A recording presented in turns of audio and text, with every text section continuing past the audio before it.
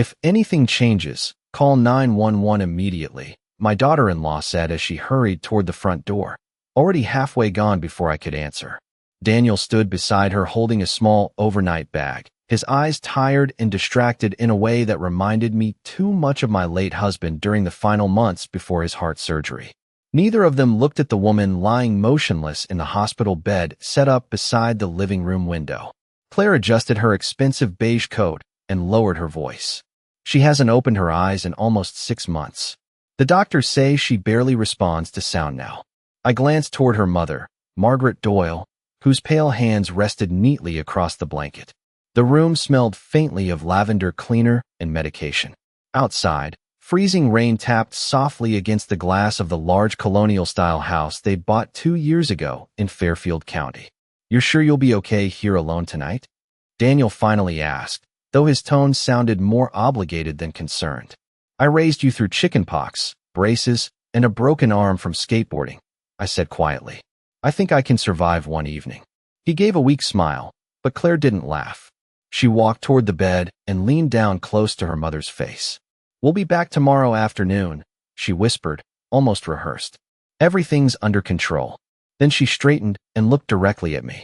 "If she starts mumbling or moving her fingers, don't get alarmed. It's just reflexes." Something about the way she said reflexes made a cold feeling settle in my stomach. The front door opened. A gust of icy December wind swept through the foyer. Then they were gone.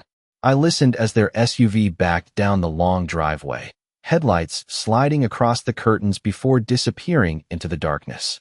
Silence settled over the house almost immediately. Heavy silence. The kind that makes you suddenly aware of every ticking second. I stood there for a moment rubbing my hands together, unsure why I suddenly felt uneasy. Maybe it was the cameras. I'd noticed 3 already. One near the fireplace, another above the kitchen entrance, a third pointing directly toward Margaret's bed. Claire had called them security precautions, but they made the house feel less like a home and more like a place where people performed for invisible judges.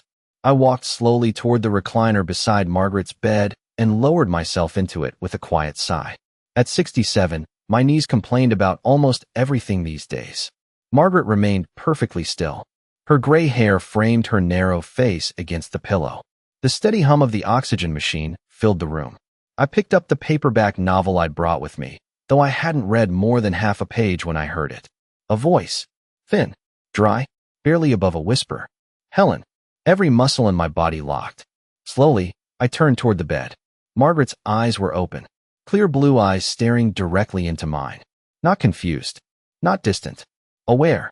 Completely aware. Her fingers twitched slightly against the blanket as she watched me in silence for another long second. Then she swallowed painfully and whispered, "Don't trust my daughter." For a few seconds, I could not move. I simply stared at Margaret while the oxygen machine hummed softly beside her bed. Her eyes remained fixed on mine, sharp and alert in a way that completely erased the fragile image Claire had painted for me earlier that evening. Outside, the rain grew heavier, tapping steadily against the windows like fingertips. I finally leaned forward slowly, lowering my voice without even thinking about it. "Margaret." Her gaze shifted briefly toward the corner of the room near the fireplace. I followed her eyes and immediately noticed the small blinking red light beneath the bookshelf. "A camera." Margaret swallowed again. Her lips barely moved. "Not here." The words were almost soundless. A chill ran through me. I stood carefully and walked toward the kitchen as naturally as I could, pretending to search for tea bags inside the cabinet. The house felt strange now that I knew someone inside it had been pretending for months. Every object suddenly looked staged. The untouched magazines on the coffee table, the folded blankets, the neatly arranged pill bottles beside Margaret's bed with labels facing outward like props in a department store display. I filled a kettle with water, but my hands shook enough to splash cold water across the marble counter. My mind kept replaying Claire's voice. "She cannot hear. She will not wake up." Yet Margaret had spoken clearly. Not confused. Not disoriented. Calm. Intentional. I glanced back toward the living room entrance. Margaret's eyes were closed again. Her chest rose and fell slowly beneath the blanket. If I had walked in at that exact moment, I would have believed she had never moved at all. The kettle began to whistle softly. I poured hot water into 2 mugs before realizing how ridiculous that was. One of the mugs remained untouched in my hand while I stared down at the steam curling upward. Then I heard it. 3 soft taps against the side table. Tap, tap, tap. I turned quickly. Margaret's eyes were open again. She lifted 2 fingers slightly toward the hallway beyond the kitchen. I understood immediately. She wanted me away from the cameras.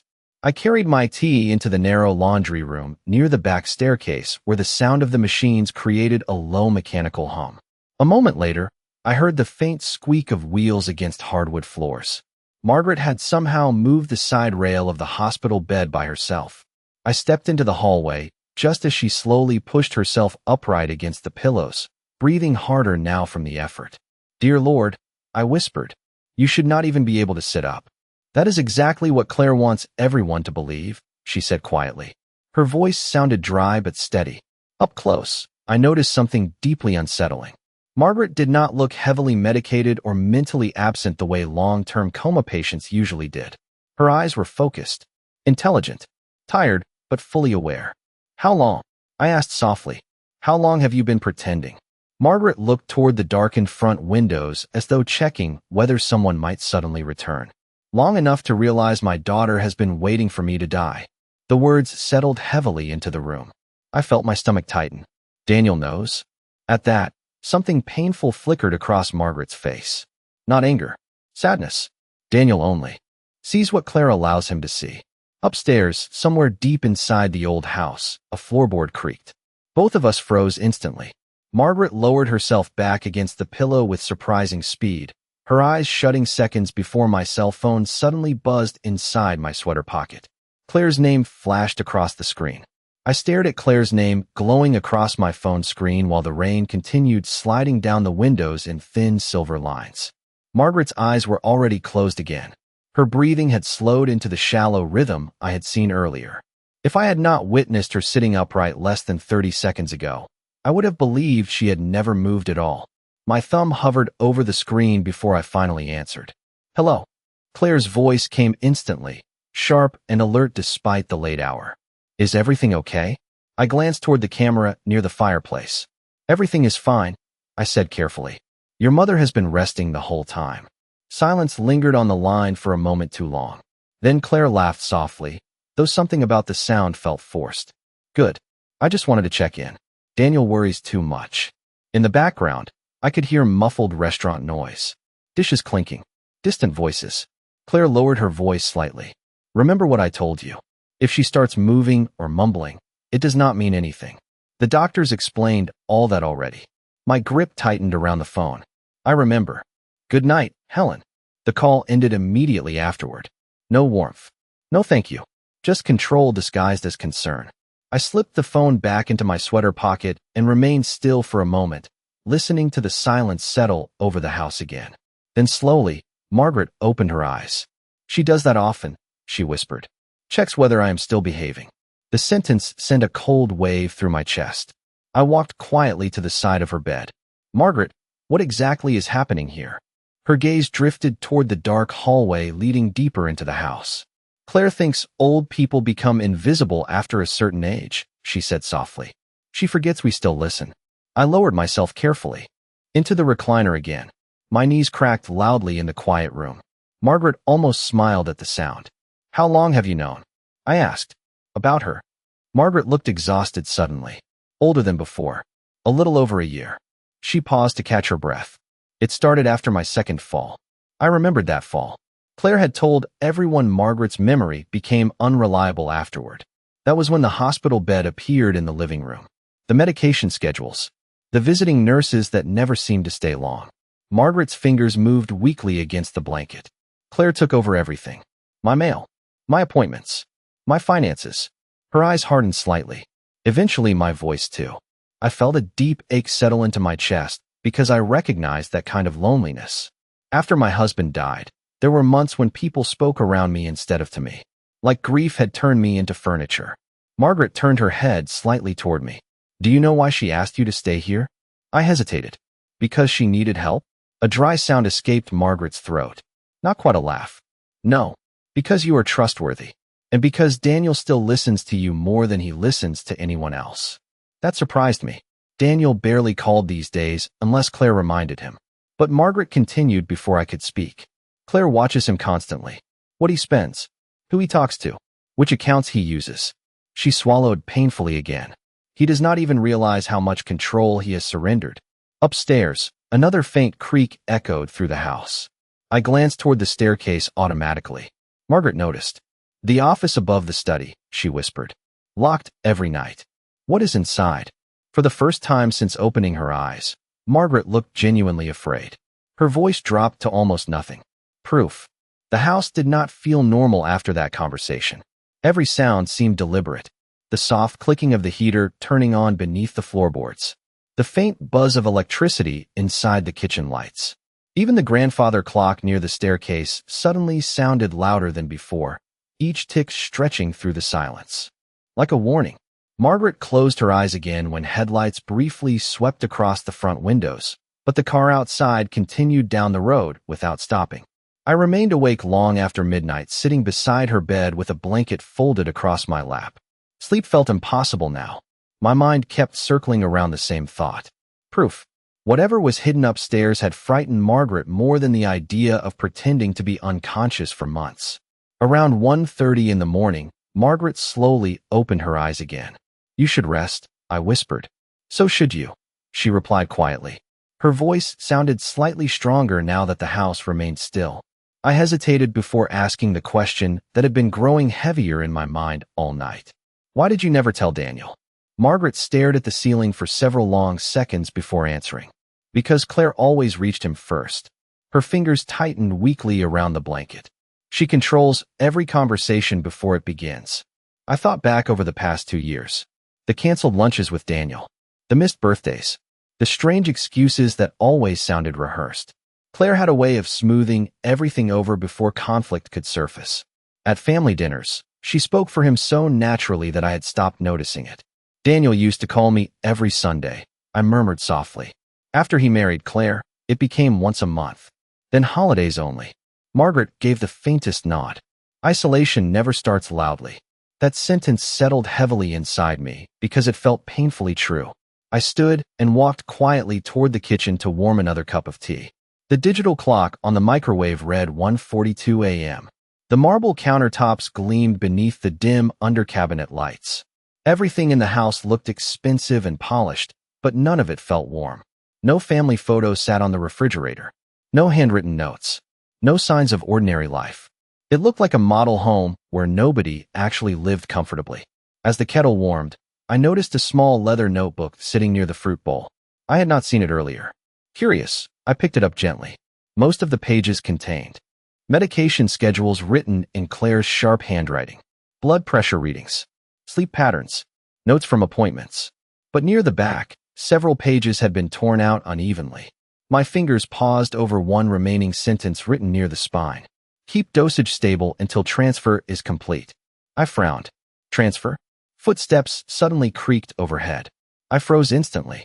The sound came from directly above the kitchen. The locked office Margaret mentioned earlier. My heart began beating harder as another slow creak echoed through the ceiling. Then silence returned. I carried the notebook carefully back into the living room. Margaret saw my face immediately. You heard it too. I nodded slowly. Someone is upstairs. For the first time that night, genuine fear crossed Margaret's expression. No, she whispered. Not someone. Her eyes shifted toward the ceiling. Something Claire forgot to hide. Before I could ask what she meant, a soft notification sound came from the hallway table. A laptop screen had suddenly illuminated by itself in the darkness. And across the screen, one sentence appeared in large white letters. Access denied. I stood motionless staring at the glowing laptop screen while the words access denied reflected faintly against the dark hallway wall. The rest of the house remained silent except for the ticking clock downstairs and the soft mechanical breathing from Margaret's oxygen machine. Slowly, I walked toward the table. The laptop had not been there earlier. I was certain of it. The silver lid stood half open, casting pale blue light across the hardwood floor. Margaret watched me carefully from the living room. Do not type anything yet, she whispered. Her voice sounded strained now, weaker from sitting awake so long. I lowered myself carefully into the chair beside the laptop. The screen showed a login page beneath the warning message. No names. No company logo. Just a black background and a password field blinking patiently in the center of the screen. What is this? I asked quietly. Margaret glanced toward the staircase again before answering. Claire keeps backups. Backups of what? Her expression tightened. Everything. Hey. Cold heaviness settled into my chest. I looked around the immaculate hallway once more. Suddenly the cameras, the medication charts, the locked office upstairs all seemed connected by invisible threads I could not fully see yet. I touched the edge of the keyboard lightly. The laptop was warm, as though someone had been using it recently. Did Claire forget this here? Margaret shook her head slowly. Claire forgets nothing. The sentence lingered in the air between us. Then another thought struck me. If she did not forget it, why leave it out? Margaret closed her eyes briefly. Because she thinks nobody here notices anything anymore. I leaned back in the chair, studying the screen again. My reflection stared faintly back at me from the dark portions of the monitor. Gray hair, tired eyes. A woman most people probably overlooked at grocery stores and waiting rooms. Margaret was right. People reached a certain age and suddenly became invisible to their own families. Invisible did not mean blind, though.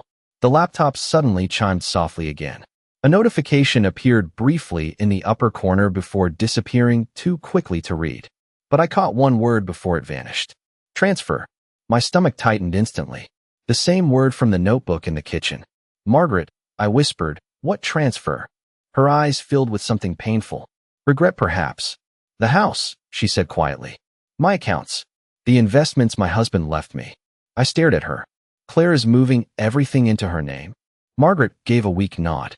She already moved some of it months ago. How? Margaret looked ashamed suddenly, which broke my heart more than anything else that night. Medication, she whispered. Papers brought to my bedside. She told people I was confused. Sometimes I was too exhausted to fight her. I thought about every elderly person I had ever seen dismissed with polite smiles and patient voices. How easy it must have been for Claire to convince doctors, lawyers, even Daniel that Margaret no longer understood her own decisions. A soft vibration interrupted my thoughts. A phone. Not mine. I looked down and realized a second device sat half hidden beneath a stack of mail beside the laptop. Claire's old cell phone. The screen illuminated with a message preview. Arriving tomorrow at noon. Final signatures ready. My pulse quickened. Margaret saw my expression immediately. Tomorrow. I nodded slowly. She looked toward the ceiling again. Then we are running out of time. Upstairs, another sound echoed faintly through the house. Not footsteps this time. A printer beginning to run somewhere behind the locked office door. The printer upstairs continued for several more seconds before falling silent again. Margaret and I looked at each other without speaking. The sound had not been loud, but in the middle of the night, inside a house that already felt full of secrets, it seemed almost unnaturally sharp. I stood slowly from the hallway chair. Someone could still be here, I whispered. Margaret shook her head carefully against the pillow. No, Claire controls everything remotely. I frowned. Then what printed? Margaret's tired eyes moved toward the staircase. Probably tomorrow's paperwork. My chest tightened at the thought. Legal forms waiting upstairs while everyone downstairs pretended an elderly woman no longer understood her own life. I glanced at the glowing laptop again. The login screen remained unchanged, but another notification quietly appeared in the corner. Synchronization complete. Then it vanished. Margaret noticed it too. She backs up files every night, she said softly. Statements. Signatures. Medical records. Her voice weakened slightly with every sentence now. I could see exhaustion settling into her face. You need rest, I told her quietly. Margaret gave a faint smile that barely touched her eyes. Rest is dangerous in this house. That sentence stayed with me. I turned off the kitchen lights one by one before returning to the recliner beside her bed. Outside, the storm had finally slowed. Thin fog pressed against the windows now, turning the streetlights into blurred yellow circles. The entire neighborhood looked asleep, peaceful. No one driving past those expensive homes would ever imagine what was unfolding quietly inside this one. Around 3 in the morning, Margaret stirred again. Her breathing sounded tighter now. I adjusted the blanket around her shoulders. Claire increased the medication after Thanksgiving, she murmured suddenly. That was when I realized she needed me weaker. I sat very still listening. Why Thanksgiving? Margaret swallowed slowly. Because Daniel almost questioned her. That surprised me. About what? Money. Her eyes drifted toward the ceiling again. Daniel noticed missing transfers from our joint investment accounts. Claire convinced him I authorized them during treatment. A familiar sadness settled over me then. Daniel had always hated confrontation. Even as a child, he apologized when other boys pushed him around at school. After his father died, that softness only deepened into exhaustion. Claire had probably learned exactly how to use that. Margaret looked toward me carefully. Helen, your son is not cruel. I lowered my eyes. He still left you alone most holidays. Margaret nodded faintly. Because Claire always gave him someone else to save. I understood immediately. Work stress, medical emergencies, financial pressure. Claire kept Daniel too overwhelmed to notice what she was quietly taking from everyone around him. The realization left a bitter feeling in my chest. A sudden soft click interrupted my thoughts. Both of us looked toward the front hallway at the same moment. One of the cameras had slowly rotated toward the living room. My stomach tightened instantly. Earlier it had been pointed toward the staircase. Now the dark lens faced directly toward Margaret's bed. Watching, Margaret's face changed immediately. Her eyes closed. Her mouth relaxed.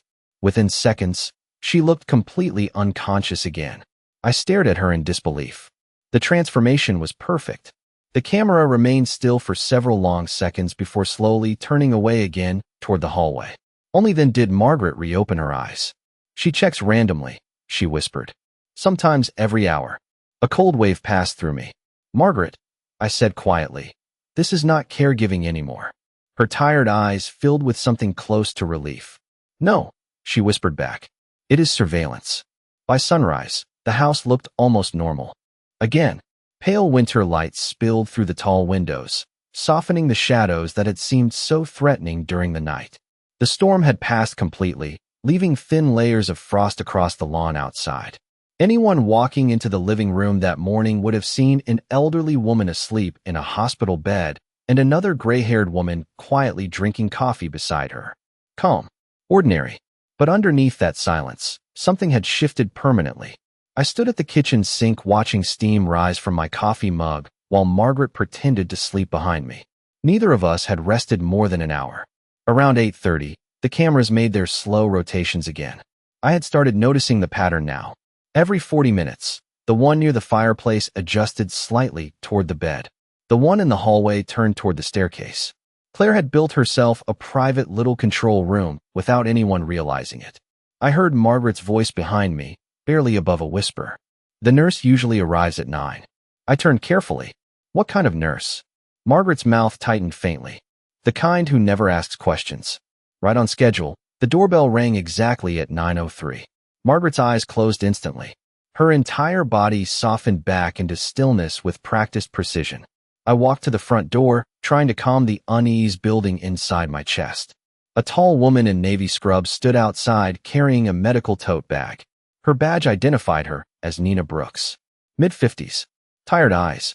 Sensible shoes damp from melted frost. Good morning, she said politely.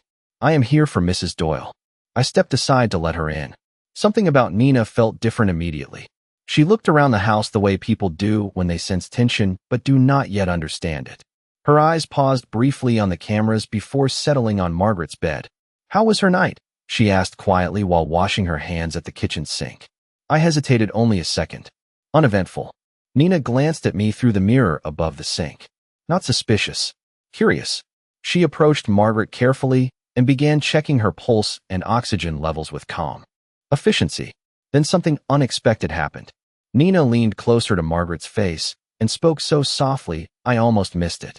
Still surviving, huh? Margaret's eyelids flickered once. Very small. Almost invisible. But Nina noticed. Her expression changed instantly. Not shock. Recognition. She finished checking the monitors before quietly setting the clipboard aside. Mrs. Whitmore, she said calmly without looking at me directly. Could you help me in the kitchen for a moment? I followed her in silence. Once we reached the kitchen, Nina lowered her voice. How much has Margaret told you? Every muscle in my body tightened. I studied her carefully before answering. Enough to know something is wrong. Nina looked toward the living room entrance to make sure we were alone. I worked critical care for 22 years, she whispered. That woman is not comatose. Hearing someone else say it out loud made my stomach twist all over again. Nina sighed heavily. I tried telling Claire months ago that Margaret's responses were inconsistent with severe neurological decline. She paused briefly. Claire fired the previous nurse after she raised concerns. Cold anger moved quietly through me. Why stay? Nina gave a sad little shrug. Because I stopped trusting the situation. She reached into her tote bag and pulled out a sealed medication packet. These dosages are far too strong for someone Margaret's age. I stared at the label. Sedatives. Daily administration. My chest tightened. Nina lowered her voice even further. If Claire comes home today with legal documents, do not let Margaret sign anything. Footsteps suddenly sounded outside on the gravel driveway. All three of us froze. Through the kitchen window, I saw Claire's black SUV turning slowly toward the house hours earlier than expected. Claire stepped out of the SUV wearing oversized sunglasses despite the cloudy sky. Daniel climbed out behind her carrying a leather document case pressed tightly against his side. Even from inside the kitchen, I could see how exhausted he looked.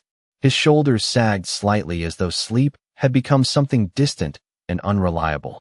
Claire, on the other hand, moved with perfect control, calm, efficient, like someone arriving for a business meeting rather than visiting her bedridden mother. Nina immediately lowered her voice. Do not tell them we spoke. Then she returned smoothly to the living room as if nothing unusual had happened. I followed a few seconds later carrying my coffee mug with hands that felt colder than before. Claire entered first, her heels clicking sharply against the hardwood floor. Her eyes moved quickly across the room, scanning everything. The blanket on Margaret's bed, the untouched breakfast tray, the oxygen monitor. Then finally me. You are still here, she said with a polite smile that somehow felt more unsettling than anger. I thought maybe you would head home early. I wanted to make sure your mother was comfortable, I replied quietly. Claire removed her gloves slowly. That is thoughtful. Daniel gave me a tired kiss on the cheek before kneeling beside Margaret's bed. Morning, Grandma Maggie, he whispered gently. We are home. Margaret did not react. Watching Daniel broke something small inside me, because his voice carried genuine affection. He had no idea he was standing in the middle of a performance built around him. Nina finished updating her chart near the fireplace. Her vitals are stable this morning, she said professionally. Claire nodded once. Good. Then her attention shifted toward the hallway table. The laptop was gone. So was the phone. My stomach tightened immediately. Claire must have removed them while I was asleep in the recliner just before dawn.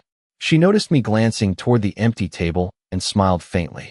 I cleaned up a little before you woke up, she said casually. The lie slid out so smoothly, it almost sounded harmless. Daniel stood slowly. The attorney is coming around noon, he said quietly. Claire thinks it is time to finalize the property transfer, so everything is organized for future care expenses. Nina looked down at her clipboard immediately. Claire answered for me before I could speak. It is just precautionary planning. Her voice remained perfectly calm. Mother would have wanted things simplified. I watched Margaret carefully. Her breathing stayed slow and even. Her eyes remained closed.